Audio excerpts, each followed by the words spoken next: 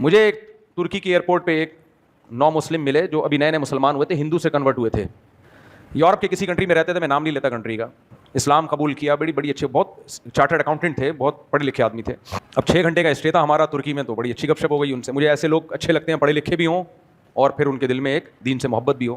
پڑھا لکھا آدمی جو بھی ہے وہ میچور ہوتا ہے, وہ اسلام لاتا ہے تو اسلام کو پراپر وے میں سمجھ کے, کوئی جذباتی نہیں ہوتا. وہ بہت سی باتیں پتہ چلتی ہیں ان میں. جو ایک قدر مشترک بات تھی نا, جو سارے غیر مسلموں میں تقریباً, میں نہیں کہہ رہا کہ 100% ایسے ہی ہیں, لیکن کفر کی جو ان کو سب سے بڑی سزا دنیا میں ملی ہے نا, وہ یہ ہے کہ ایک جو سب سے پیارا رشتہ میاں بیوی کا ہوتا ہے, وہی رشتے میں دراڑیں, بے اعتمادی کی. یہ چیز تقریباً سب میں کامن. اللہ نے ایک دوسرے کے سکون کے لیے پیدا کیا, ایک دوسرے کے ساتھ رہنے کے لیے پیدا کیا, اور اس رشتے کی بیس ہی یہی تھی کہ ایک دوسرے پہ ٹرسٹ ہے.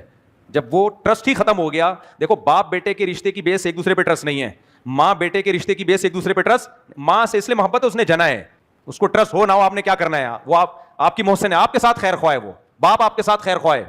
لیکن میاں بیوی کے جو رشتے کی بیس ہی ایک دوسرے پہ ٹرسٹ ہے, ورنہ کیا ضرورت ہے پھر طوائف خانے میں جائے آدمی منہ کالا کرے وہاں جا کے. اس رشتے کی بیس ہی ٹرسٹ پہ تھی, اور یہ سب سے ضروری رشتہ ہے. آدم علیہ السلام کے ابا نہیں تھے, آدم علیہ السلام کی اماں بولو نہیں تھی, گزارا ہو گیا, بیگم کے بغیر گزارا نہیں ہوا, زوجہ کے بغیر. وہ جنت میں بھی ان کو زوجہ چاہیے تھی. ماں باپ چلے جاتے ہیں دنیا سے ایک وقت کے بعد, تو جو رشتہ سب سے زیادہ ضروری تھا اور جس کی بیس ہی اعتماد پر تھی, کافر کو کفر کی جو سب سے بڑی سزا دنیا میں ملی ہے وہ یہ ملی ہے کہ اسی رشتے میں دراڑیں پڑ گئی ہیں ان کے. اور کیا رہ گیا میرے بھائی, کفر کی اس سے بڑی سزا کیا ہو سکتی ہے؟